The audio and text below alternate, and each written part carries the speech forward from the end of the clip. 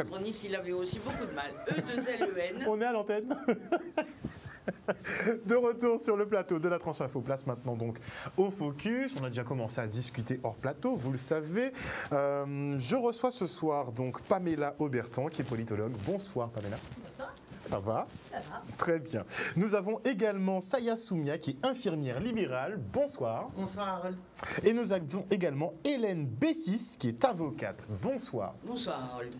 Donc vous représentez à vous trois une petite partie du conseil scientifique local. Alors aujourd'hui, non, il n'y a que moi qui représente le conseil scientifique pluridisciplinaire citoyen Caraïbes, mais justement le conseil scientifique, on travaille en lien avec d'autres collectifs, d'autres organisations, avec des avocats. Et donc voilà, c'est aussi l'occasion pour nous de présenter aussi nos partenaires avec lesquels on travaille et avec lesquels on noue aussi de très belles relations. Parce que ce qu'on oublie, c'est que le conseil a un petit peu des ramifications un peu dans tous les secteurs de métier en Guadeloupe. On est en connexion. C'est ça qui est important, c'est qu'on est en connexion, on est en lien. Et peu importe les problèmes, justement, quand on a des problèmes, quand on est attaqué seul, on n'y arrivera pas. Par contre, si on arrive à faire des liens avec différents corps de métier, avec différents collectifs, là, on peut avoir plus de force, plus de propositions, et là, on peut être plus percutant. Très bien. On va parler du conseil un peu plus tard. On fera une petite dédicace à vos détracteurs, puisqu'il y en a quand même pas mal. Hein. Ils sont un peu acharnés à ce que je constate. C'est normal, ça prouve, vous savez, la haine n'est jamais très loin de l'amour, donc ça prouve qu'il y a un sentiment qu'on provoque, et donc c'est toujours bénéfique. De toute façon, dans une société, on ne peut jamais être apprécié par tout le monde. Oui, mais c'est un peu la virulence des propos à votre égard. On aurait limite dit que vous êtes des terroristes, hein, entre guillemets. Non, mais sérieusement, quand on les entend parler, on voit un petit peu les commentaires, on dirait que vous êtes des terroristes et que c'est de votre faute si la Guadeloupe, si tout le monde meurt en fait en Guadeloupe. On pourra peut-être discuter par la suite pourquoi on a eu cette vague meurtrière, mais en tout cas, moi, je leur envoie beaucoup d'amour et beaucoup d'empathie. Et voilà. Très bien, j'espère que le sentiment sera partagé. Moi, c'est pas sûr. Alors, on entre dans la dernière ligne droite, effectivement, pour les personnels soignants qui façadent avec, effectivement, l'obligation vaccinale et le pass sanitaire qu'ils devront présenter pour regagner leurs fonctions. Visiblement, le ministre de la Santé aurait donné un délai supplémentaire à la Guadeloupe, notamment, jusqu'à ce qu'il a dit à la fin de la 4e vague. Interrogé lors du dernier point presse, Valérie Denux a dit non, on va poursuivre le calendrier comme prévu. S'en est suivi un petit coup de pression, entre guillemets, de Gérard Cotellon avec ses fameux courriers et ses notes internes au personnel soignant pour leur indiquer qu'ils devraient avoir leur première dose au 15 septembre, donc dans à peine 2 jours. Où est-ce qu'on en est, mesdames? Obligation vaccinale pour les soignants au 15 septembre ou pas 15 septembre? Où est-ce qu'on en est? Dites-nous tout. Alors, juridiquement, moi je suis près des textes de loi et de leur analyse. Alors effectivement, M. Véran a dit, dans sa conférence de presse du 26 août, qu'il repoussait la vaccination obligatoire pour les soignants de Guadeloupe et de Martinique. Il a été extrêmement précis. Après la 4e vague, et interrogé par un de vos confrères, qui lui dit « mais c'est quand la fin de la 4e vague ?» Il a répondu « si vous le savez, venez donc me le dire, ça me fera plaisir. » Bien. Donc aujourd'hui, il n'y a pas d'obligation vaccinale puisqu'elle est repoussée. Je vous signale aussi que M. Véran, toujours lui, et M. Lecornu, lors du débat à l'Assemblée nationale du 7 septembre, ont dit, et M. Véran a été très clair, je l'ai entendu et je l'ai lu dans le compte-rendu de l'analyse de la séance de l'Assemblée, il a dit très exactement « Nous avons décidé, en parlant du pass sanitaire, de ne pas l'appliquer dans les territoires ultramarins en état d'urgence sanitaire pour des raisons que chacun peut comprendre. » Je lis très exactement ce qu'il a écrit. « Je vous confirme que ce qu'a dit très justement le ministre des Outre-mer, Sébastien Lecornu, quand nous quitterons l'état d'urgence sanitaire à l'heure du déconfinement, nous adapterons au cas par cas, territoire par territoire, l'instauration d'un pass sanitaire qui s'appliquera, mais dans des conditions différentes de celles de la métropole. On trouve ça sur le site de l'Assemblée nationale, séance du 7 septembre. Ça, ce sont des déclarations qui, quand même, font foi et qui doivent normalement retenir tous ceux qui s'affolent aujourd'hui à me parler de la date du 15. Mais il y a pire. Je pense que ni M. Cotellon, ni d'autres qui sortent des notes, il y en a des kinés, des conseils des kinés, enfin bon, il y en a de toutes sortes. L'article 12, qui est l'article de la loi, qui très spécifiquement cible les personnels soignants, tous les personnels soignants. Il y en a une page et demie. Ben, cet article 12, il n'y a pas de décret d'application. Sans décret d'application, la loi n'est pas applicable. Je ne suis pas la seule à le dire. Le Sénat, dans le cadre de sa commission de contrôle d'application des lois, vous savez que le Sénat contrôle l'application des lois régulièrement. Il y en a toute 3 pages ou 4 pages, et il détaille l'ensemble de la loi avec les décrets en application et ceux qui n'existent pas. Il retoque même le gouvernement sur un décret qui n'était pas prévu par la loi et qui a été pris, de même que pour 2 arrêtés. Mais pour le reste, les décrets d'application qui concernent l'obligation vaccinale n'existent pas. En droit, s'il n'existe pas, la loi n'est pas applicable. Donc c'est quand même fou. Ah ben on est dans un vide juridique total. Donc on est dans un cadre où on applique la loi finalement avant même qu'elle ait été votée. Voilà. Maintenant qu'elle a été votée, le décret d'application n'est toujours pas sorti, et donc on continue de foncer. Eh ben je suis désolée, non, c'est illégal. Mais, techniquement, tout le monde le sait. Techniquement, tout le monde le sait. Je pense que tout le monde est comme moi capable d'aller regarder dans les comptes rendus du Sénat, dans les contrôles d'application des lois, dans les débats de l'Assemblée. Je pense que chacun, parmi les autorités, en tout cas parmi les conseillers des différentes autorités, sait lire et sait chercher. Or, j'entends énormément de choses qui juridiquement ne tiennent pas la route. On ne peut pas appliquer une loi s'il n'y a pas de décret d'application. Donc aujourd'hui, sans décret d'application, il n'y a pas d'obligation vaccinale. Et avec la dernière déclaration du ministre Véran et du ministre Lecornu, qui en avait fait une autre un petit peu avant, à peu près dans le même style, là maintenant, c'est le pass sanitaire qui est renvoyé à la fin de la prolongation de l'état d'urgence sanitaire, puisque vous savez que ça a été voté à l'Assemblée, ça passe au Sénat le 9. C'est-à-dire c'est déjà passé au Sénat et ça a été voté. Pour le 15 novembre. Pour le 15 novembre. Donc, je ne comprends pas toutes ces dissertations, ces acharnements, ces pressions, parce que, attention... Donc ce n'est même pas inscrit dans la loi qu'ils continuent quand même leur pression pour avoir un maximum de vaccination. Harold, c'est écrit dans la loi, mais... Comme il n'y a pas de... Il est écrit dans la loi, très exactement, dans le contrôle de légalité, c'est très clair. Il est écrit dans l'article 12 qu'il faut... Je l'ai apporté, pour qu'on soit bien clair. Ben oui. Article 12, division 2, donc qui nous concerne particulièrement.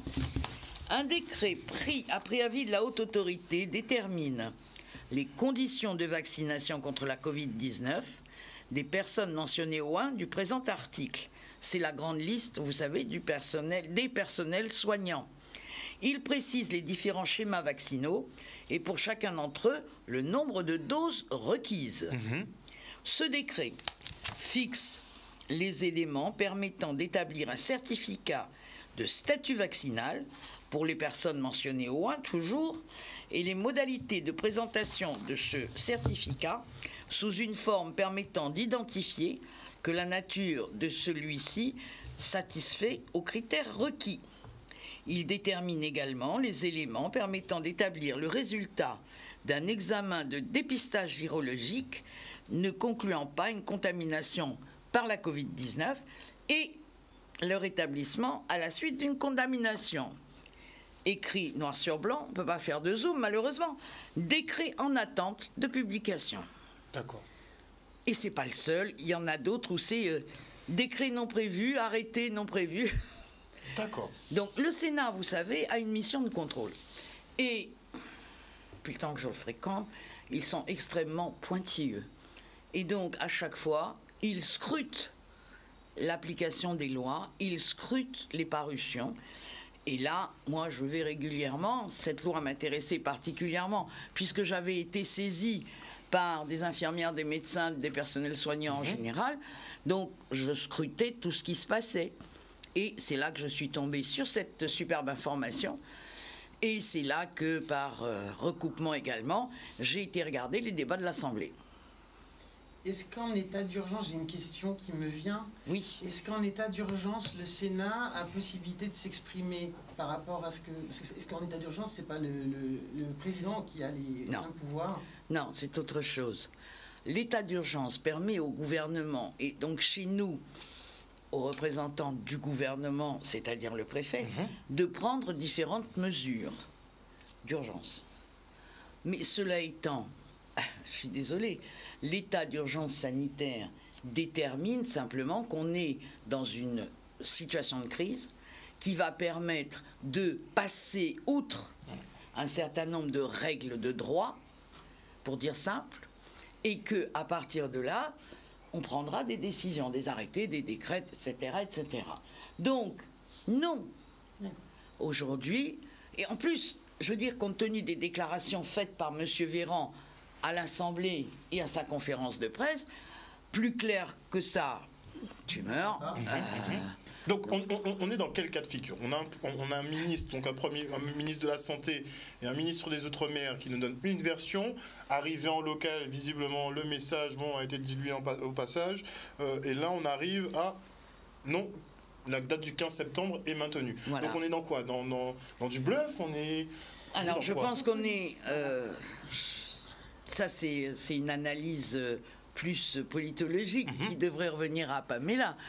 C'est une situation où, à mon avis, on veut entretenir un climat de pression, parce que, oui, de peur aussi, je suis d'accord avec vous, dans la mesure où ce qui est recherché, aujourd'hui, on vous dit, la seule solution, le seul, c'est le vaccin. Le seul et unique. C'est le seul et l'unique. Est-ce que c'est vrai? Et le traitement. Pourquoi empêche-t-on les médecins de traiter? Il n'y a pas de traitement. Ah, non. De la version qu'on a, oui, mais de la version Oui, non, mais ça, c'est la version... Et ils s'y tiennent, hein. C'est la version française, hein. Oui, justement. C'est pas la version internationale. Voilà. C'est pas la version internationale déjà de 1. Si on voyage un petit peu, si on va au Bénin, si on va dans la ville de Mexico, si on va dans l'État de Uttar Pradesh, en Inde, si on va... en République dominicaine, à côté aux États-Unis, en République dominicaine, les gens traitent.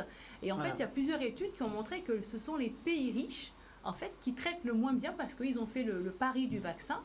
Et les autres pays qui ont moins d'argent, eux, ils ont fait le choix, le pari de traitements connus et surtout peu chers. Et donc, c'est vrai qu'on se rend compte que ce choix-là, aujourd'hui, j'ai quelques exemples, alors notamment le cas d'Israël, et j'ai fait une chronologie, parce que pendant longtemps, on avait insensé, moi sur ces plateaux-là, beaucoup de gens disaient, regardez Israël. C'était l'exemple à suivre. C'était l'exemple. Mais depuis 1 mois, 2 mois, non. Il ne faut plus les suivre, apparemment. Et ça a été très rapide. À la mi-juin, il y avait des caméras qui étaient sur Israël, on a levé le port du masque, tout le monde pouvait sortir, c'était magnifique. Mais 2 semaines après, pratiquement, 10 jours plus tard, on n'a rien posé le masque. Les contaminations ont augmenté, fin juillet ça a augmenté, 22 août, 3e dose. À tout le monde. Alors au début c'était en mi-juillet, c'était la 3e dose pour les personnes plus de 65 ans, maintenant c'est à tout le monde. 31 août 2021, le nombre de cas quotidiens a explosé, donc on a même plus de cas là que l'année dernière. Pourtant, l'année dernière, il n'y avait pas de vaccin. Et il passe à la 4e dose, là, quelques jours. Et il y avait 85% de personnes, 90% de personnes vaccinées en Israël. Et un chiffre aussi intéressant, 95% des patients sévères sont vaccinés et 85 à 90% des hospitalisations concernent des personnes complètement vaccinées.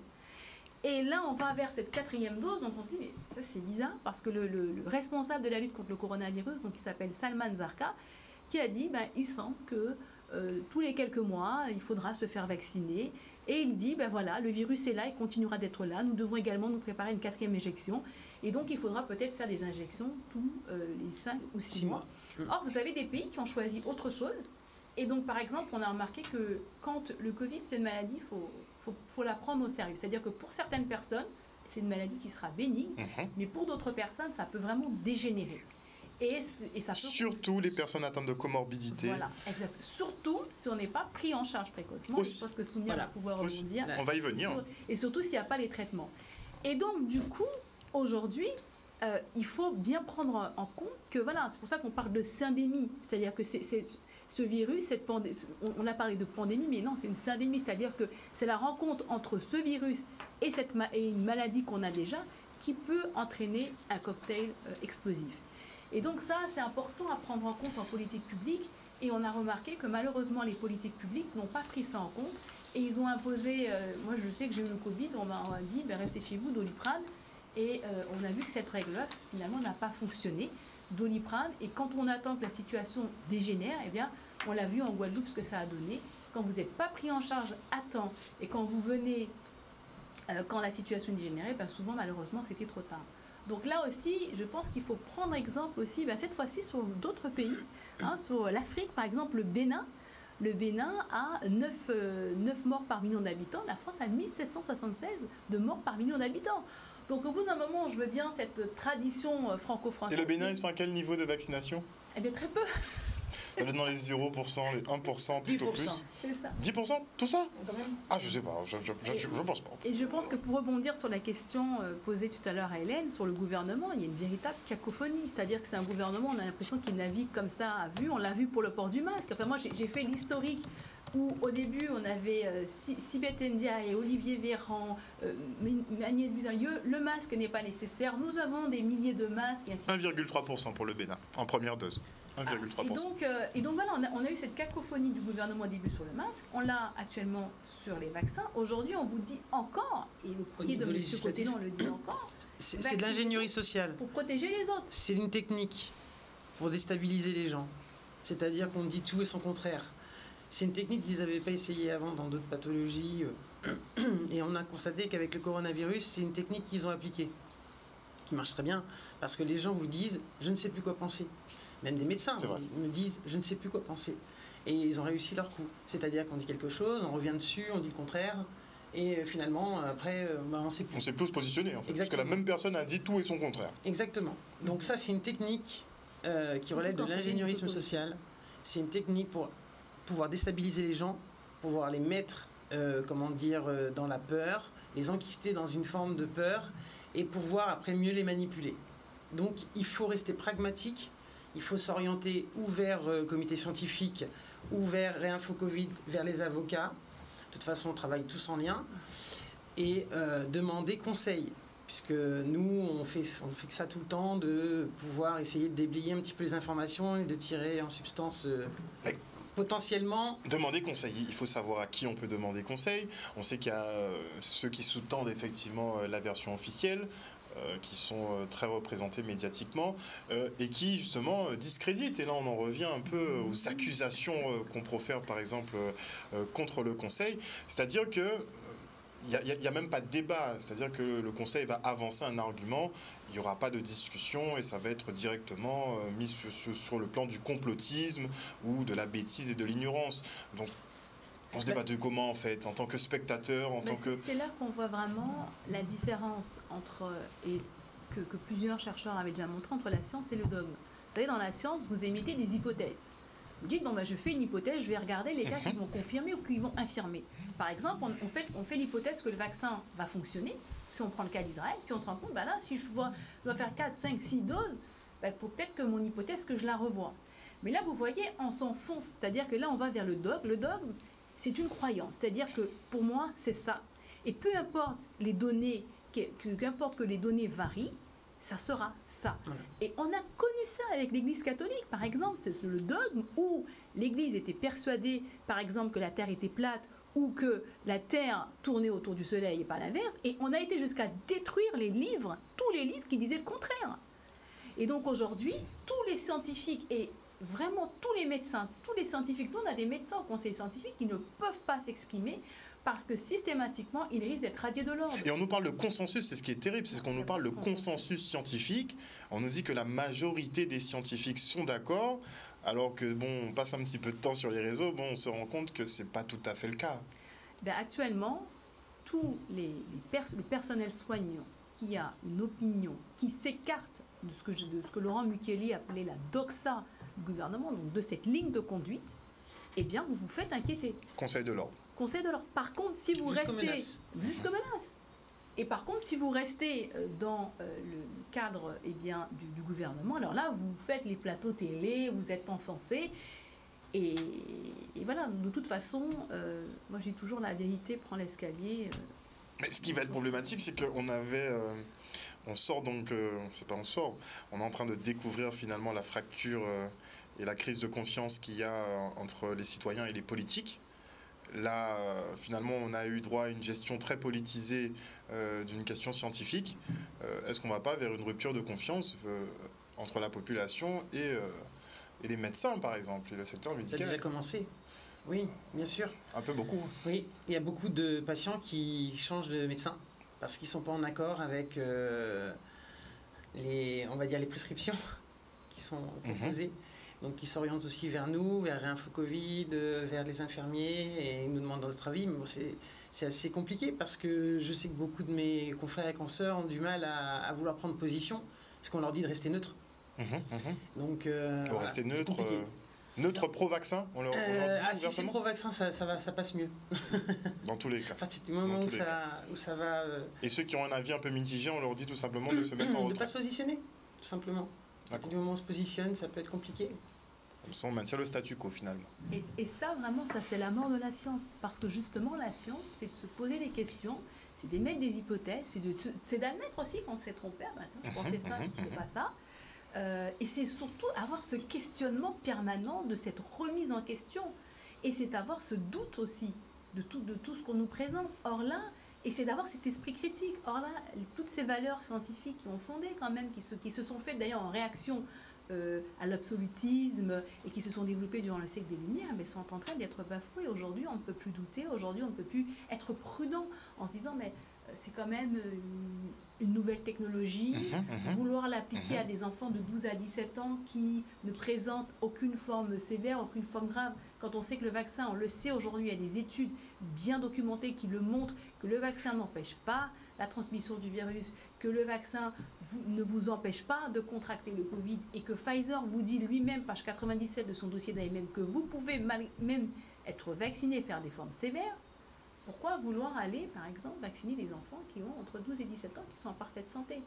Donc là aussi, on se retrouve justement, on ne peut même pas émettre ce principe de prudence, ce principe de précaution tout de suite, sans être taxé de complotiste, et effectivement avec des mots très très forts. Alors moi je ne regarde pas tous ces... Non, mais même de rabaisser un peu, de dire que les gens sont un peu idiots, ignares, imbéciles, de ne pas comprendre en fait. Tout le monde apparemment, ils ont tous passé des doctorats en ARN messager. Tout le monde est médecin, tout le monde est chercheur aujourd'hui.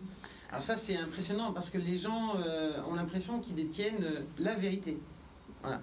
Alors bon. En science, il faut un peu d'observation avant de déterminer ce qui est vrai ou pas. Alors, je ne sais pas s'ils sont conditionnés,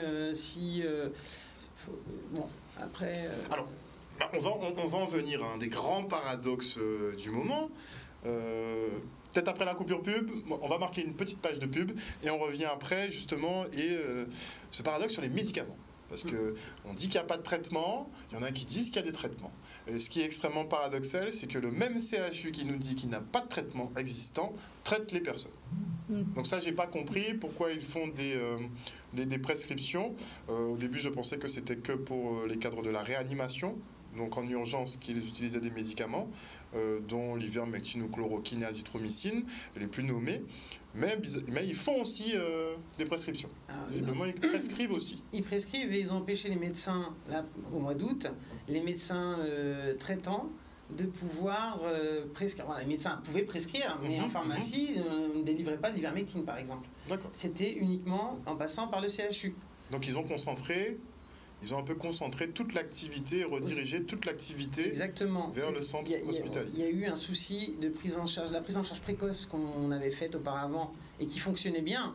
Je veux dire, moi j'ai suivi une 50aine de suivis Covid et ils sont tous en très bonne santé. Au mois d'août, quand la crise est arrivée, on ne pouvait plus soigner, traiter les gens à domicile. Il a fallu les orienter vers le CHU parce qu'on manquait de concentrateurs et on n'avait plus de prescription d'ivermectine en ville. Donc on vous a un peu coupé l'herbe sous le pied. C'est ça. Donc la prise en charge précoce, c'est primordial dans le traitement de cette maladie. Alors on a tous des comorbidités. Voilà. Parce que clairement, on a un très gros taux de personne comorbidité en Guadeloupe. On a tous des comorbidités. Donc ça, cette histoire de comorbidité, moi, ça me fatigue. D'autant quand on dit quelqu'un, et moi je dis ça toute la journée, vous vivez avec vos comorbidités, vous prenez un traitement qui est la vaccination, vous décédez. Qu'est-ce qui s'est passé entre les deux? Vous avez pris une vaccination, c'est QFD. C'est pas les comorbidités qui vous ont précipité, c'est ce que vous avez pris entre les deux. Non, mais les causes de décès sont très sensibles là ces jours-ci. Ça peut paraître. Il y a beaucoup d'arrêts cardiaques. Hein. Il y en a encore 3 ce matin. Oui. Donc moi j'ai parlé avec les pompiers il n'y a pas longtemps, un peu plus tard qu'avant-hier, et en fait, ils ne comprennent pas. Voilà.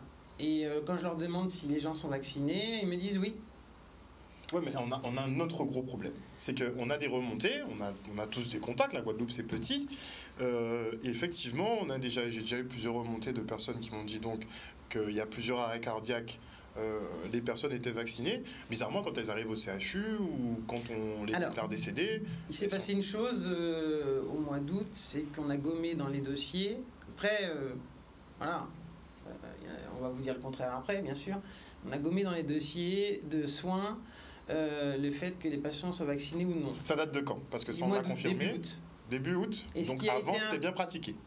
Avant c'était marqué, mais début août, avant que la 4e vague nous arrive, a été gommée. Pour la simple et bonne raison, ce qui a été avancé, c'est que aux soignants, mes collègues, c'est que les assurances ne prendraient plus en charge les patients qui auraient eu des effets secondaires suite à la vaccination.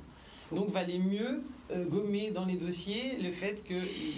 Ce qui est faux, d'ailleurs, comme dit Maître. Non, ce qu'il faut absolument, puisque c'est vrai qu'il y a quelques mois, ont couru un certain nombre de bruits sur le fait que les assurances ne prendraient pas en charge des décès dus au Covid-19 au motif qu'il s'agissait d'une injection expérimentale, etc., etc. Et puis, il y a eu un très gros rétropédalage de la Fédération nationale des assurances qui a dit « Non, non, c'est pas vrai tout ça. On assure, il n'y a aucun problème. » Donc, quand j'entends cette explication, c'est que l'an dernier, en fait, au début de l'épidémie, il y a eu quand même l'affaire AXA. Oui, non. L'affaire AXA. L'affaire AXA était essentiellement sur les problèmes commerciaux. Je connais bien, c'est sur les problèmes commerciaux. C'est-à-dire que, en particulier, les restaurateurs avaient souscrit des polices catastrophe naturelle, mais ça rentre pas en compte. Leur perte d'exploitation s'il y avait un problème. Il n'y avait pas d'exclusion, parce que le mot pandémie n'existait pas encore, et certains ont voulu. Bon, ils se sont fait taper quand même par les tribunaux. Il faut quand même savoir que, c'est pour ça que moi je reviens toujours au niveau du droit. J'ai l'air d'être un peu psychorigide, mais non, mais je pense quand même que le droit est important, parce que c'est ce qui doit normalement réguler On est d'accord. la société. Donc le droit, il peut triompher par les juges. Ça, il ne faut pas l'oublier. Je ne dis pas que c'est toujours la vérité, mais là, un confrère de Paris vient de se faire retoquer quelque chose qui me paraît pas normal. Mais bon, toujours en matière d'aberration, comme vous dites, aberration d'obligation vaccinale. Mais aujourd'hui, le droit vous dit non, non, non, c'est pas applicable. Parce qu'il n'y a pas de décret, c'est encore moins applicable parce que le ministre a fait des déclarations et on ne peut pas aller quand même, ou alors c'est qu'on se prend pour le ministre, vous savez, c'est is no good, hein. Alors oui, je veux bien que d'autres se prennent pour le ministre, mais le ministre, non, il est là-bas. Et le ministre, quand il fait des déclarations à l'Assemblée, au Sénat... A priori, elles prévalent sur les déclarations. Elles prévalent surtout, on est bien d'accord. Donc le droit, c'est le droit. Or, aujourd'hui, quand on regarde... cette obligation vaccinale va contre de très nombreuses libertés fondamentales. Et ça, on me dit, c'est pris en compte dans la loi. Je l'ai lu dans tous les sens, à droite. Non. D'accord. On passe dessus. Je pense que certains juges devraient corriger le tir. Après, il y a un autre élément sur lequel effectivement cette obligation vaccinale repose, et on était en plein dedans, c'est le fait qu'il n'y ait pas d'autres traitements existants finalement. Parce que... dites-nous. Allez, viens, dites-nous. Je veux dire que bon, c'est pas ma partie, hein. C'est surtout Soumia qui sait ça beaucoup mieux que moi. Mais je veux dire, depuis le temps que je me suis plongée là-dedans, bon, c'est vrai aussi que je m'occupe de droit médical. Donc je suis bien obligée de me renseigner, de me documenter et d'aller voir. Quand je regarde ce que je vois aux États-Unis, en Australie, quand je discute avec certains médecins, puisque comme ils viennent me voir pour que je les défende, bien que je discute avec eux. Donc, bah oui, donc il va y avoir un échange qui va se faire. Et certains vont me dire, mais on n'applique pas forcément de l'ivermectine, de l'azithromycine, de ceci, de cela. On va regarder, examiner le patient. Donc on va faire ce qu'on appelle un interrogatoire habituel avec les patients. On va voir, on va regarder les comorbidités, comme elle dit, tout le monde a des comorbidités, quelles qu'elles soient. Et à partir de là, et à partir parfois d'une radio supplémentaire, parfois d'une analyse supplémentaire, ils vont déterminer les traitements les plus adaptés. Alors c'est vrai que, entre guillemets, on va détourner certains médicaments. Pourquoi je dis détourner? Parce que les pharmaciens de Martinique avait poussé des hauts cris en disant aux pharmaciens, enfin l'ordre des pharmaciens de Martinique avait envoyé une note à tous les pharmaciens de Martinique: vous n'avez pas le droit de laisser passer n'importe quelle ordonnance, vous devez contrôler. Depuis quand un pharmacien contrôle? Celle-là, je l'avais encore jamais entendue. Oui, parce que c'est médical. Oui, je parle bien d'une ordonnance. Donc les pharmaciens étaient un peu contrôleurs de... Voilà, contrôleurs. De ce qu'on délivre ou pas. Voilà, alors pourquoi? De leur ordre. Oui, c'est l'ordre des pharmaciens qui a Donc c'est l'ordre des pharmaciens qui décide de Martinique, quel médicament... la Guadeloupe, ils se sont tenus prudemment à carreau. Il y en a qui évitent les prochaines poursuites. Hein. Voilà. Mais si vous voulez, je suis désolée, l'ivermectine, c'est vrai, a un AMM, donc une autorisation de mise sur le marché. Une autorisation de mise sur le marché qui est définitive depuis 2008. D'accord. C'est pas dire la veille. Donc, on peut prescrire de l'ivermectine et un acheter en pharmacie. Alors, attention, l'autorisation de mise sur le marché, alors juridiquement, là je reviens au droit. Oui. Une autorisation de mise sur le marché est délivrée pour un certain nombre de spécificités. Donc, l'ivermectine a une double spécificité: le traitement de la gale. Donc l'antiparasitaire en question. Et encore plus antiparasitaire, puisque c'est les vers tropicaux. C'est ce que dit le dictionnaire Vidal, qui en est à sa 96e édition. Enfin, je veux dire, c'est la Bible des médecins, des infirmières. Enfin, on vit tous... moi, j'en ai un dans mon bureau, compte tenu du nombre de médecins avec lesquels je travaille. Donc, le Vidal est très clair. L'AMM de l'ivermectine, c'est la gale ou les vers tropicaux. D'accord, mais il y a d'autres médicaments que je ne citerai pas, où ils ont été développés, j'en pense à un en particulier. On peut avoir le nom. Non, ça n'a rien à voir avec le corona. C'est un médicament c'est un patch qui avait été développé pour le zona. Et au centre Georges Pompidou, au centre de la douleur du centre Georges Pompidou, on s'est aperçu que ce patch avait des effets différents et soigner et vraiment enlever la douleur de douleur articulaire ou musculaire. Or, théoriquement, sur l'AMM, c'est que le zona. Quand on le donne pour autre chose, on se fait taper sur les doigts par la sécurité sociale. Je le sais, je connais un médecin qui a eu ça, qui a prescrit ça parce que la personne en question avait des très graves douleurs rhumatismales, etc. Chacun sait que ce truc est complètement efficace. Il s'est fait taper sur les doigts en disant « Mais attendez, elle n'a pas le zona ». Oui, c'est vrai que l'AMM, c'est le zona. Mais pourquoi ne pas... C'était Pamela qui disait ça.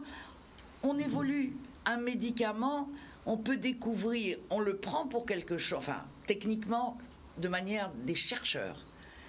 On cherche, on trouve quelque chose, on trouve une sortie. Bon, on va avancer sur cette sortie et on va obtenir une autorisation de mise sur le marché, etc. Mais on continue en général. Ils ne sont pas braqués. Les chercheurs sont des gens qui continuent à évoluer. Et ils continuent à travailler la molécule.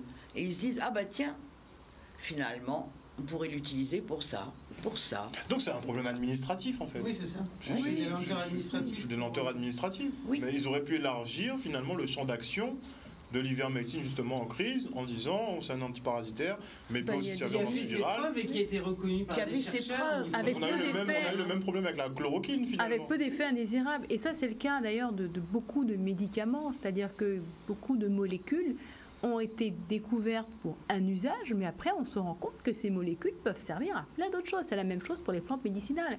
Et ce qui se passe actuellement, pourquoi les compagnies pharmaceutiques des fois ne veulent plus réinvestir dans tel médicament, pourquoi ça bloque, c'est aussi à cause des brevets.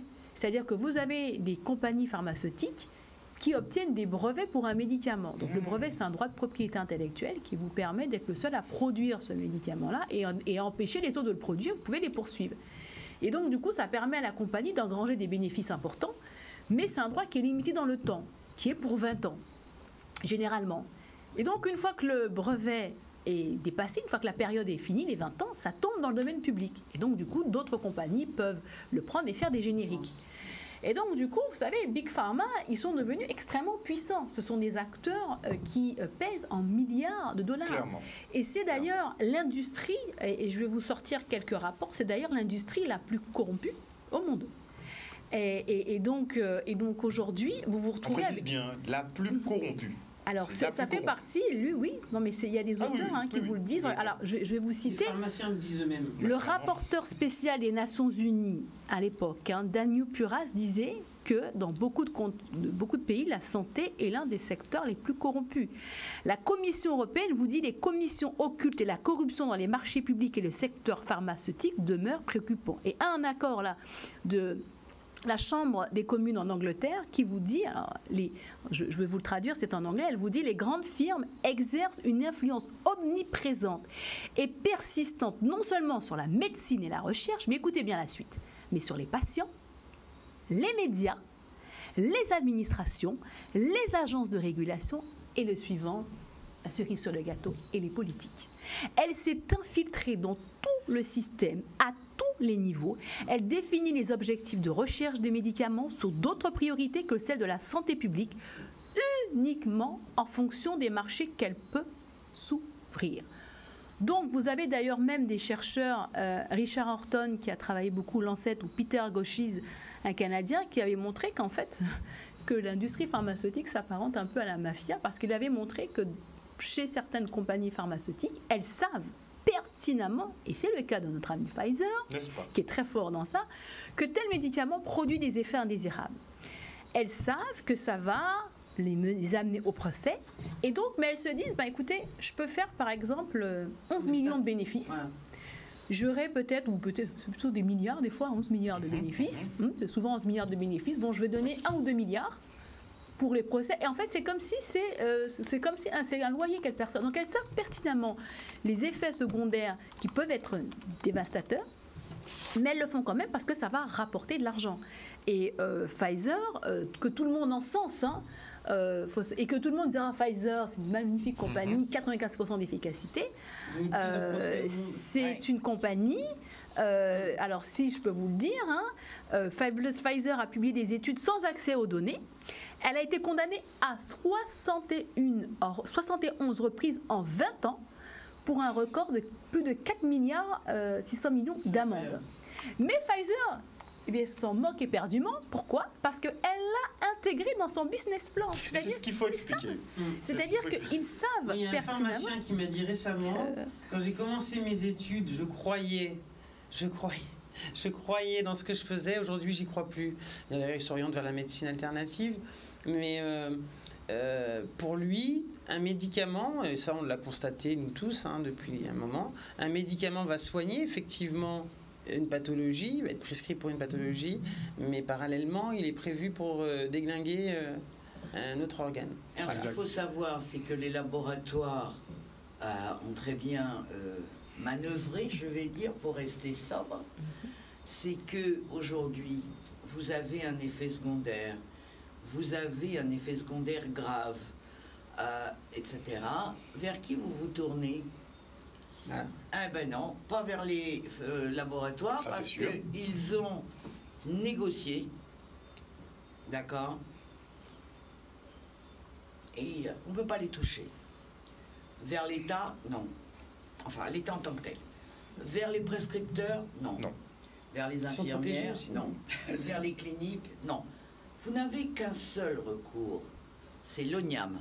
C'est un établissement public qui indemnise en fait. Et financé par nos impôts. N'est-ce pas? Oui, bien sûr. N'est-ce pas? Qui n'a pas de budget complémentaire pour le dossier Covid et qui a mis au point une procédure soi-disant rapide. J'attends d'en faire une. Pour l'instant, je n'en ai pas encore. J'en ai fait d'autres avec l'ONIAM sur les maladies nosocomiales ou des choses comme ça. Mais pas encore Covid. Mais pas encore le Covid, pour voir ce qui va se passer. Mais compte tenu de la façon dont c'est habituellement avec l'ONIAM, comment est-ce que je peux dire gentiment? Ils ont des oursins dans les poches.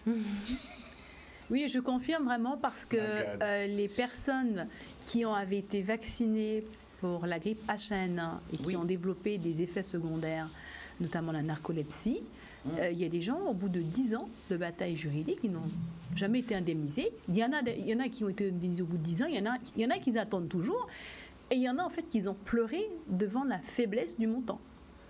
Donc voilà, et moi je trouve ça d'autant plus grave ce qui s'est passé avec les contrats, quand on connaît des firmes pharmaceutiques qui ont été exonérées de toute responsabilité. Et d'ailleurs elles vous le disent, il y avait un employé Rodebers qui vous disait qui va prendre la responsabilité? Il dit non, pas nous. Il dit attendez, vous croyez qu'on va prendre la responsabilité si dans 4 ans il y a quelqu'un si dans 4 ans les gens développent des effets secondaires avec une vaccination de masse pour un virus dans lequel une bonne partie des gens peuvent être guéris? Il dit non.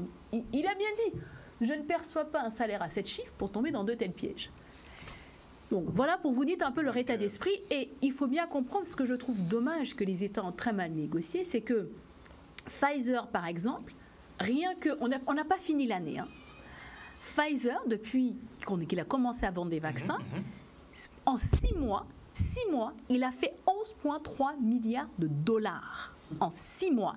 Le bénéfice net trimestriel a augmenté de 59%. Ils crèvent les plafonds. Donc, on va confier la responsabilité, finalement, alors on paye, il ne faut pas oublier qu'on a payé ces vaccins avec l'argent de nos impôts, une bonne partie. Pour qu'ils ne tombent pas dans le domaine public, c'est excellent. Donc on a payé très cher, plus on a payé pour la recherche, on a mis des sommes faramineuses. On leur donne du pouvoir. On leur donne du pouvoir, énormément. Plus on repaye ces vaccins, parce qu'on dit que c'est gratuit. Non, c'est la sécurité sociale, c'est nous, donc on repaye ces vaccins. Et s'il y arrive un problème, de toute façon, c'est le contribuable, on viendra prendre l'argent dans la poche du contribuable. Et tellement Pfizer, petite parenthèse, tellement Pfizer a fait de l'argent et qui pense à d'éventuels effets secondaires indésirables, eh bien, ils ont déboursé 2,3 milliards de dollars pour s'offrir une biotech canadienne, Trillium, qui est spécialisée dans les cancers du sang. Donc Pfizer va se spécialiser dans les cancers du sang. Je ne sais pas si vous avez vu les vidéos où ils ont regardé au microscope, les globules rouges. Évidemment.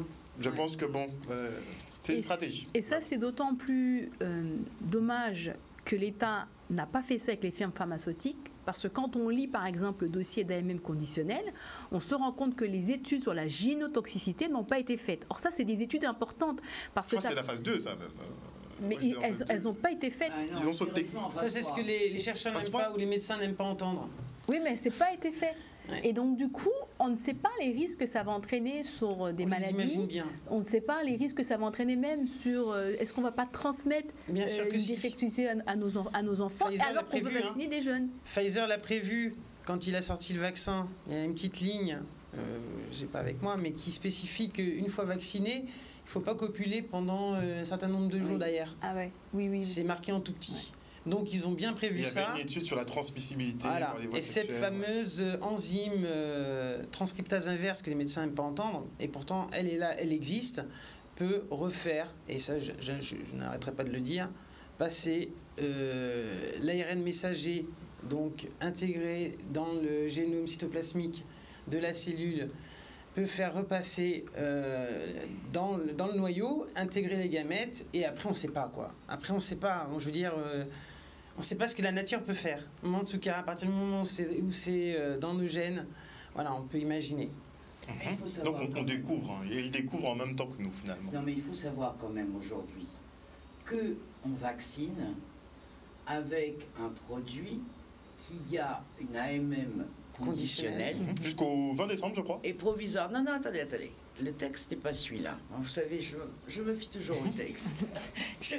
Ça fait toujours rire Pamela. Je reviens toujours au texte. Que dit le texte? C'est pas être complotiste, c'est juste lire. Le texte dit qu'à partir du moment où vous avez fait la première injection, que ce soit de Pfizer, de n'importe lequel, donc c'était janvier 2021, vous avez 6 mois pour faire une demande de renouvellement, laquelle demande de renouvellement doit s'appuyer également sur des rapports extrêmement précis sur les effets secondaires. C'est écrit dans le texte. On ne nous a pas parlé de renouvellement. Ah ben si. Donc l'AMM aurait dû être renouvelé il y a quelques mois. Non, on aurait dû déposer le dossier de renouvellement en juillet. Voilà. En juillet, il aurait dû être déposé. Il ne l'a pas été. Et je vais vous raconter une petite histoire, mais vraie. Attendez, Harold, une histoire vraie. Un de mes confrères a attaqué sur ce problème-là de l'AMM conditionnel devant le tribunal judiciaire de Paris. Bon, elle s'est fait débouter sur un problème de forme. Mais c'était très intéressant. Elle a demandé parmi ses demandes, elle a dit qu'elle voulait avoir de la part du gouvernement copie du dossier déposé de demande de renouvellement de l'AMM conditionnel. Et là, l'avocat de l'État, qui avait été recruté sur marché public, a été, paraît-il, complètement paniqué. Et c'est des gens qui étaient dans la salle qui me l'ont raconté. Et le confrère qui a lui-même plaidé. Donc je veux dire, c'est pas, je ne l'ai pas inventé. Et c'est pas une fake news. Et il a dit, ah ben non, mais je ne suis pas mandaté pour répondre à cette question. Y a-t-il ou pas de dossier de renouvellement? Ah oui, oui. Je ne suis pas mandaté pour dire quoi que ce soit, mais de toute façon, je n'en sais rien. À tel point que le président qui présidait le confrère avait obtenu quand même qu'en matière de référé de Raeur, elle a obtenu ce qu'on appelle une audience collégiale. Le référé, normalement, c'est le président. Elle a dit que compte tenu de l'importance, elle aurait souhaité qu'il y ait un collège, c'est-à-dire 3 magistrats. Ils étaient tous les 3 là. Et le président a été tellement choqué par la réponse de ce confrère qu'il a demandé à sa greffière d'acter les propos qui avaient été tenus. Ce document est à l'intérieur du dossier de procédure. D'accord. Donc voilà, je veux dire, c'est assez extraordinaire. Il me semble que Maître Brusa... Non, pas du tout. C'est pas du tout Maître Brusa. Non, mais je crois qu'il en a parlé. Il a fait quelque chose. Il en a parlé, mais c'est pas lui. Alors je vais dire D'accord. son nom. C'est Diane Prota, qui est un avocat parisien, avec laquelle j'entretiens des bons rapports. D'accord. Et Diane Prota m'a raconté tout ça tout à l'heure, à 13h. Elle m'a raconté toute cette histoire. Et j'ai le document. Donc je veux dire... Parce qu'il me semble avoir entendu une version Brusa, quasiment... moi aussi, qui avait... Parler d'une AMM qui devait être renouvelée. Oui, Et non, moi je c'est pense que c'est ça impensable en on fait. est d'accord, mais ça tout le monde le dit, moi aussi je le dis. Ouais, mais non, on l'apprend. Ah oui, mais... Parce que moi je me suis pas attardé dessus parce que je me suis dit, mais non, mais vous savez, on c'est a vu comme- décembre 2020. Quand j'ai dit que les décrets n'étaient pas sortis, tout le monde m'a dit, mais non, tu racontes n'importe quoi. Ah bon? Bon, j'ai été rechercher le truc du Sénat. Là, je veux dire, c'est mon confrère, donc Diane Prota, avec laquelle nous travaillons, qui m'a raconté ce qui s'était passé et comment ça s'était passé. Parmi ces demandes, il y avait la production de ce dossier. Donc le vaccin est en toute illégalité. Ah, aujourd'hui, pour En nous, fait- oui, enfin, pour nous juristes, Bah, d'un point de vue légal, il n'y a pas... Ah bah, s'il n'y a pas de renouvellement de cet AMM au bout de 6 mois, Il n'y a pas... Non, il y a... Entendons-nous bien. oui, qu'on soit précis. Qu'on soit Il n'y a pas eu précis. de demande de renouvellement. Il fallait faire la demande. La demande. Ça ne voulait pas dire... Le renouvellement intervient normalement en 2022 pour la plupart, hein, ou 2023. Pfizer 20 décembre 2020. Voilà. J'étais voir 20 décembre 2020. Donc, simplement, il y avait une procédure. Si vous voulez, dans certains dossiers, c'est une procédure. Ils peuvent mais c'est l'enclencher 6 mois maintenant. avant. Non, c'est ils 6 sont mois en avant. retard. C'est 6 La mois avant. procédure, c'est écrit noir sur blanc dans tous les documents. Ah, il y a une date butoir. Il y a une date butoir, c'est-à-dire, D'accord. vous faites la première injection, vous avez 6 mois D'accord. pour nous présenter des rapports Ouais. sur les effets secondaires, D'accord. tout ce que vous avez pas été pu sérieux. noter, et vous devez, au bout de 6 mois, donc entre Oui, ça fait fin juin et juillet, déposer un dossier pour le futur renouvellement, mais dans lequel vous mettez ces rapports. D'accord. Ok. Et c'est là que... Bonne laisse. Bon, ils vont très certainement apparaître. Et il faut Ah, savoir mais Date du renouvellement. Il faut savoir que c'est très important ce que dit Maître Bessis, parce que c'est bien une AMM conditionnelle, donc ça veut dire que c'est sous condition, elle est valable que pour une durée temporaire. Elles ont même un autre nom. Je crois c'est autorisation temporaire d'utilisation. Ou... Non, ATE. Non, autorisation c'est de mise sur le marché, non, c'est autorisation autre chose. conditionnelle. Conditionnelle. Et Temporaire. l'ATU, parce qu'il y a l'ATU aussi. Ah, ça c'est autre chose. D'accord, bon. Et il y a un certain nombre de choses que les compagnies pharmaceutiques devaient apporter, par exemple, et il y a des études complémentaires qu'elles n'ont pas fini de faire. Et notamment, la preuve sur l'efficacité et l'innocuité pour Pfizer, c'est jusqu'en 2023. Donc, comme on a dit qu'on était dans une situation d'urgence, qu'on était dans une pandémie, il y a beaucoup de choses qu'on n'a pas respectées pour aller vite. C'est une procédure d'urgence. Mais il y a un certain nombre de preuves, de dossiers, d'études qui doivent être faites. Et si, dans les études, on voit, par exemple, qu'il y a plus d'effets indésirables que d'effets positifs, elle peut être retirée. Si on voit qu'il y a des traitements, cette autorisation a été donnée parce qu'il n'y avait pas de traitement.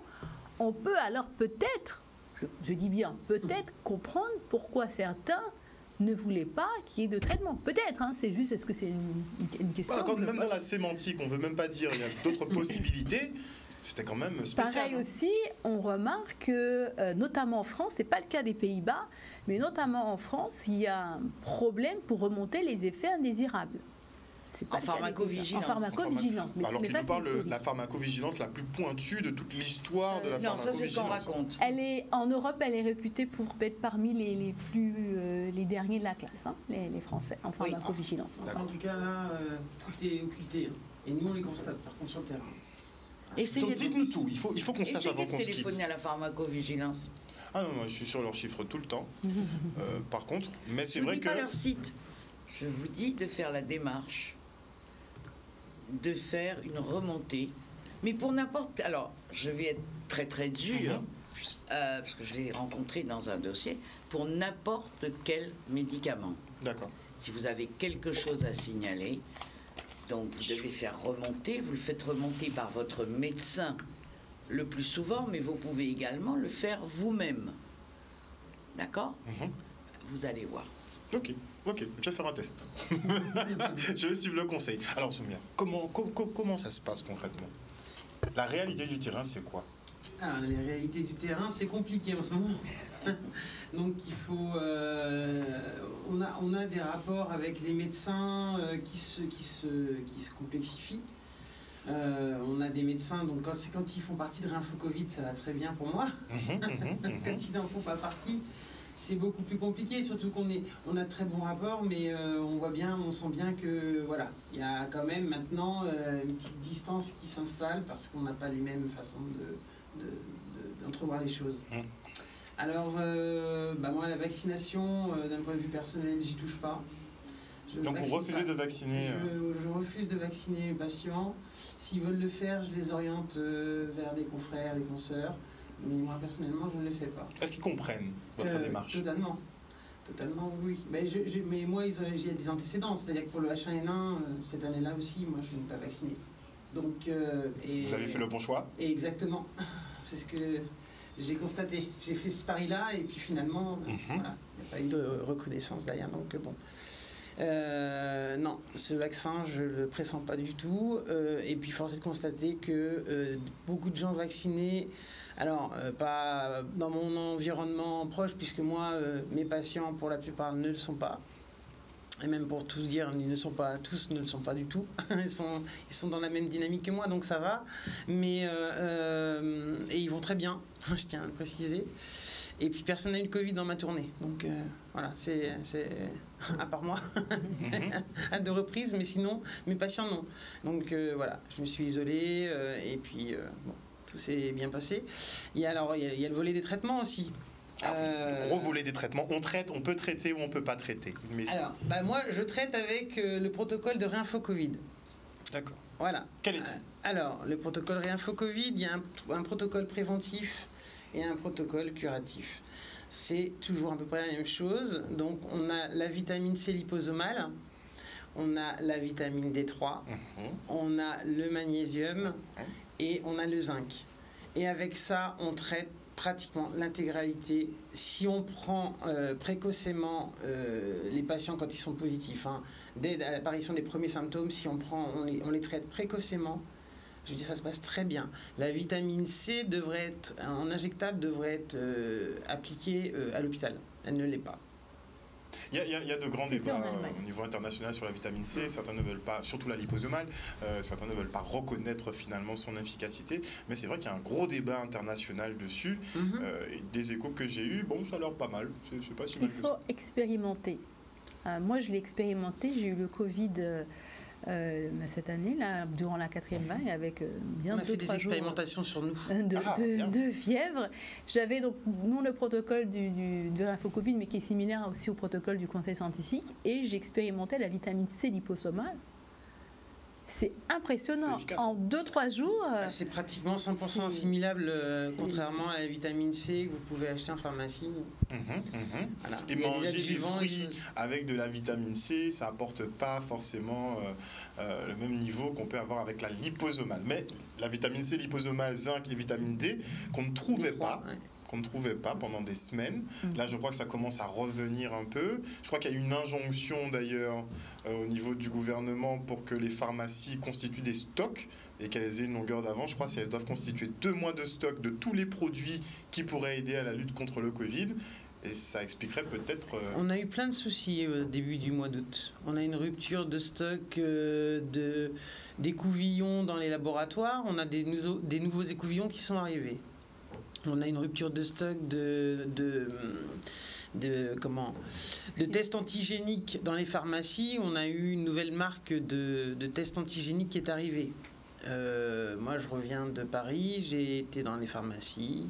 J'ai demandé si on pouvait avoir cette même marque. Je sais pas, on peut pas citer, mais ils connaissaient pas. Et nous, on l'a eu tout le mois d'août. Bon. Marque spéciale Guadeloupe. Ouais. Un petit lot qui traînait par là. Voilà. Les écouvillons au laboratoire, c'est pareil, ils ont changé de couleur. Début août. Il y avait 10 jours de rupture de stock. D'accord. Donc finalement, des questions. On a eu les concentrateurs. Moi, la première fois où j'ai appelé pour avoir un concentrateur d'oxygène, on m'a dit, on me dit j'ai une rupture de stock. Et alors, je dis attends. Tu as une rupture de stock, du jour au lendemain, là, ça y est, il y a une rupture de stock, c'était début août. Ou alors, tu n'as pas le... J'ai eu cette présence d'esprit de poser cette question, ou tu n'as pas l'autorisation de m'en donner. Et là, elle m'a dit, je n'ai pas le droit de t'en donner. Voilà. Donc moi, j'ai tout de suite compris. Ensuite, on s'est aperçu très rapidement qu'il fallait appeler le 15. Mais alors, quand vous appeliez le 15 début août, d'habitude, moi, ils répondent très vite. Là... Ça répondait pas. Non, ça répondait plus. Alors voilà, il y avait une volonté de tarder dans la prise en charge. Je vais vous dire exactement ce que j'ai fait avec ce patient, parce que ça m'est arrivé une fois et pas 2. Avec ce patient, précisément, qui avait tardé 1 semaine pour aller voir son médecin traitant, qui me désaturait à 80. Quand je suis arrivé chez lui, je n'ai pas pu avoir de concentrateur, donc je me suis bien énervé parce que j'ai appelé tous les prestataires de services avec qui je travaillais. Et ils m'ont tous dit que voilà, ils ne pouvaient pas m'en donner, qu'il fallait appeler le 15. Le 15 ne répond pas. J'ai demandé à la famille, et je le dis, et j'en suis fier, d'aller déposer le patient dans les urgences et de ne pas rester avec lui, de repartir. Voilà, parce qu'il y a une prise en charge qui est obligatoire du patient. J'ai dit, vous voulez sauver votre oncle, vous le déposez et vous partez. Et c'est ce qu'ils ont fait. Aujourd'hui, il va très bien. Super. Et je pense que c'est un des premiers aussi, début août. Début août, c'était encore calme. Ouais. Ça a vraiment basculé vers le 14-15. Il y a une autre chose aussi qui s'est passée. C'est que moi je comprends pas. On nous dit que c'est l'affolement, qu'il y a plein de choses qui se passent. On va voir, nous. On va voir ce qui se passe. On se déplace, on voit que c'est vide. Et on fait venir la réserve sanitaire sous couvert d'une autre chaîne nationale. Et nous, le collectif Guadaïdel, on demande pour la plupart à aller prêter main forte au CHU et on ne veut pas de nous. Et je me souviens les paroles de la responsable de l'ARS, pour ne pas la citer, qui nous avait dit que si on ne voulait pas travailler, elle allait faire venir des gens vaccinés de métropole. Donc ça, je n'avais pas trop apprécié.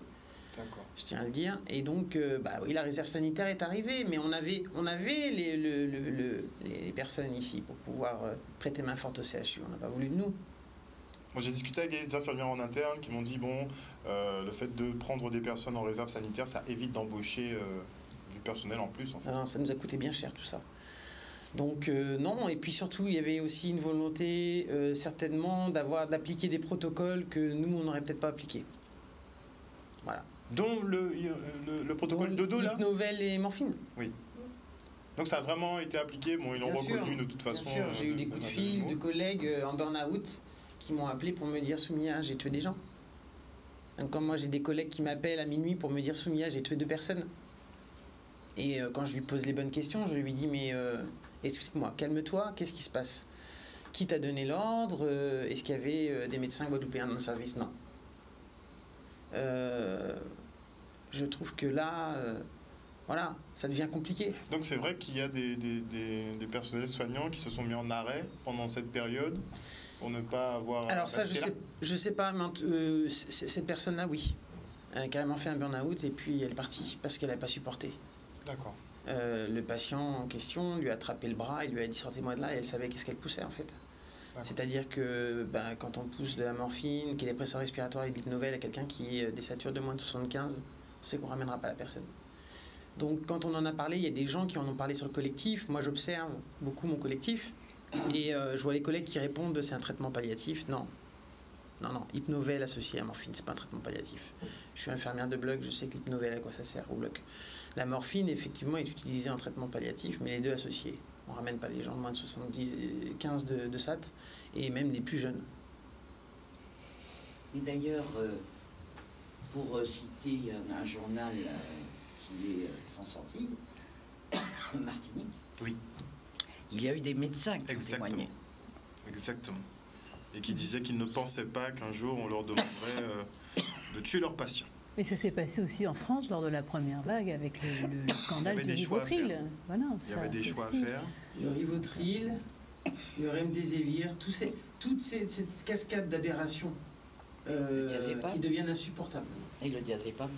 Exactement. Et donc là, comment vous expliquez, avant qu'on se quitte, comment vous expliquez la vague de décès sans précédent qu'on a eu ici en Guadeloupe, multifactorielle pour certains, pour certains se résument à la vaccination? C'est très très simple, c'est-à-dire que nous on nous enlève l'exercice en libéral, donc les médecins prescrivent dans le vent parce que les pharmaciens ont une note de service, de leur ordre, leur disant qu'il ne faut pas prendre les ordonnances des médecins traitants. D'accord. Voilà. Donc comme ça, les médecins traitants, ils ne peuvent plus traiter leurs patients. D'accord. Nous, si jamais les patients s'aggravent, on est obligé de les orienter vers le CHU. On est face à un variant soi-disant Delta, dont je doute, puisque normalement, Covid, variant anglais, normalement, c'est censé être de moins en moins virulent et celui-là est particulièrement... Mais c'est ce qui m'a intrigué, c'est pour ça que j'ai demandé aux autorités, en fait, est-ce que le variant Delta était plus mortel et plus virulent que les variants précédents? On m'a sorti une version alambiquée sur... vous voyez pas les chiffres en Guadeloupe? On suppose, à réinfo Covid, qu'on a une combinaison de variants associés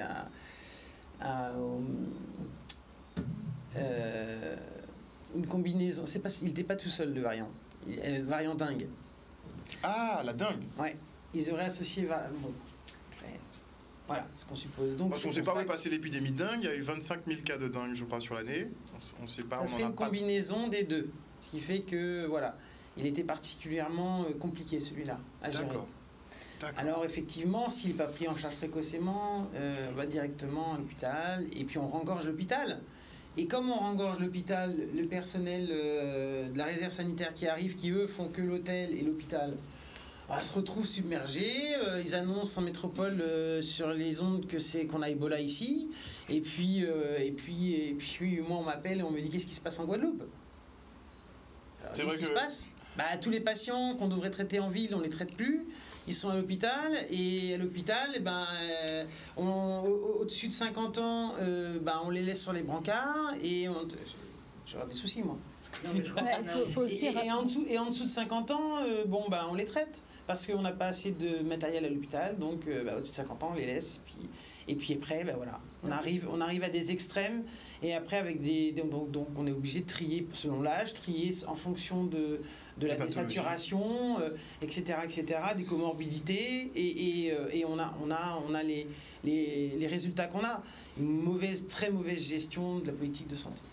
Puis aussi, il faut rappeler que notre CHU était déjà en très mauvais état depuis l'incendie. Déjà avant, et puis l'incendie, ça a vraiment achevé le CHU. Et d'ailleurs, vous avez des collectifs qui avaient annoncé ça et qui avaient dit qu'il fallait vraiment faire quelque chose. Et puis aussi, je pense que c'est l'occasion pour nous de redéfinir notre politique de santé. C'est pas normal en Guadeloupe qu'on ait autant de personnes en surcharge pondérale, hypertendues, diabétiques. Donc je pense que c'est l'occasion de reprendre en main notre santé. C'est l'occasion aussi de penser les soins de façon différente. Nous sommes un archipel. Nous sommes soumis au risque cyclonique, au risque sismique. C'est très dangereux de tout concentrer au CHU. L'incendie nous l'a montré. Cette gestion de la 4e vague nous l'a montré. Quand on concentre tout au CHU, qui n'a pas les moyens, forcément ça arrive à des résultats catastrophiques. Et puis on n'a pas de réserve. Moi je me suis rendu compte qu'on n'a pas de réserve sanitaire, on n'a pas de c'est l'occasion de repenser tout ça. C'est-à-dire que la crise, ça vous permet de montrer tout ce qui ne fonctionne pas. Alors soit on fait comme on a fait, première, deuxième, troisième vague, on ne change rien. Là, je suis désolée, il y a eu trop de morts. Moi, j'ai perdu des proches avec cette crise-là et des gens qui auraient pu être pris en charge mais qui ne l'ont pas été parce qu'ils ne le savaient pas, parce qu'il n'y avait pas de médecin aussi qui était présent parce qu'ils étaient en vacances. Donc, au nom de toutes ces personnes qui sont décédées, il faut qu'on repense l'offre de soins en Guadeloupe et qu'on repense cette offre de soins de façon plus caribéenne, avec notre archipel, avec nos moyens, qu'on décentralise. Et moi, je travaille sur les théories de l'effondrement. On sait que ça peut arriver à n'importe quel moment. On l'a vu avec le Covid, des crises, ça peut faire basculer un système. Mais comment rendre notre système de santé plus résilient? Et puis surtout, j'aimerais adresser un message à nos soignants qui ont fait un travail remarquable depuis 2020, qui ont fait un travail, ils n'avaient pas de masque, ils n'avaient pas de surblouse, et ils ont quand même affronté le Covid alors qu'on ne connaissait pas grand-chose. Clairement. Il y en avait des pays, on les a trouvés, dans les écoles à Basse-Terre. Ouais. Mais il n'y en avait pas.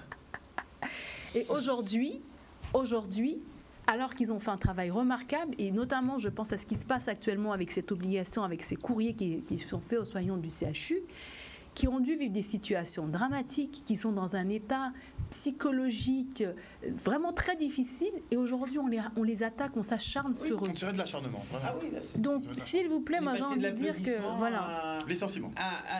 Ou licenciement, mais même en passage, on passe par vous êtes vecteur parce que vous n'êtes pas vacciné. Vous êtes des marchands de mort. J'ai de ces trucs. C'est ça. Donc là, j'ai des collègues qui sont licenciement, je suis désolée. Le licenciement a été supprimé oui. de la loi. Certains pensent que ça va servir de motif, que ça pourrait servir de motif de licenciement. Non. Même pas. Aujourd'hui, ce qui est prévu dans la loi, et c'est le Sénat qui a fait sauter parce que dans le texte original que j'ai eu en main et que j'avais étudié, il était prévu 5 jours. Et après, au bout de 5 jours, il n'y avait même pas de tentative de reconversion dans un autre service, fût-il de manière temporaire. C'était licenciement pour faute grave. Et là, le Sénat a dit « Ah, il n'en est pas question ». Ça a été, et on peut saluer notre sénatrice Victoire Jasmin qui s'est battue pour ça. Et ce qui est intéressant, c'est que la commission mixte paritaire, qui, vous savez, intervient quand il y a 2 textes, et après elle essaye de trouver in medio stat virtus, en moyenne, et de sortir un texte qui aura l'approbation de tout le monde. Et la commission mixte paritaire, pour cette loi, a maintenu la version sénatoriale sans licenciement. Mais comme entre ce qui est écrit et ce qui est appliqué, il y a une très grosse marge depuis 1 an et demi. Mais c'est pour ça qu'il y attendra a de des voir. avocats Voilà. Ah oui, non, mais qui de sont toute là façon- pour vous défendre. Ah non, Et mais c'est clairement, pour ça de toute qu'avec le conseil scientifique, on travaille en partenariat avec les avocats pour Oui, je suis réaffirmer pas nos seule. droits. hein. Ah mais ce sera la prochaine étape. Et Ce sera la l'info prochaine Covid, étape. tout à fait. À l'image des Et, Divisio et autre consorts, 17 000 plaintes seulement pour Divisio, que des soignants et des médecins. Seulement à lui tout seul, il en a 17 000. Je crois qu'il y en a 30 ou 40 000 qui sont remontés déjà et je pense que ce n'est qu'un début. En tout cas, merci beaucoup à vous trois d'être venus sur ce plateau ce soir et de nous avoir fourni toutes ces explications. On espère vous revoir très prochainement parce que je pense qu'il y a encore beaucoup à dire. Si vous voulez le credo de lundi prochain, je vous le Oui. donne déjà d'office. La santé mentale, nous avons une psychologue, il y a des Ah ben, lundi psychologues qui prochain, si aimeraient ça vous va, justement parler de je ça vous- parce qu'il y a beaucoup de gens qui vont très mal Voilà. avec le confinement et le stress aussi de tout ça a abaissé notre système immunitaire. Et Ça nous affaiblit. Voilà. Ça nous affaiblit. Et donc il est temps d'aller vers un autre monde. Super. Donc lundi prochain, le mot est pris. On se retrouve donc lundi prochain pour une prochaine émission. Vous avez beaucoup de remerciements venant des réseaux sociaux. Bon, il y a toujours des mécontents, hein, n'est-ce On pas? vous aime, on vous envoie aime de tout le monde. l'amour. Voilà, on vous aime. Et un gros beau, vraiment un bel beau pour nos soignants. On est avec vous. Et le conseil scientifique, Autre Info Covid, Réinfo Covid et bien d'autres, on est avec vous. Les avocats sont avec vous. On ne vous lâchera pas. on lâchera pas le morceau non plus. On a vu ça, on a compris qu'au bout d'un an et demi.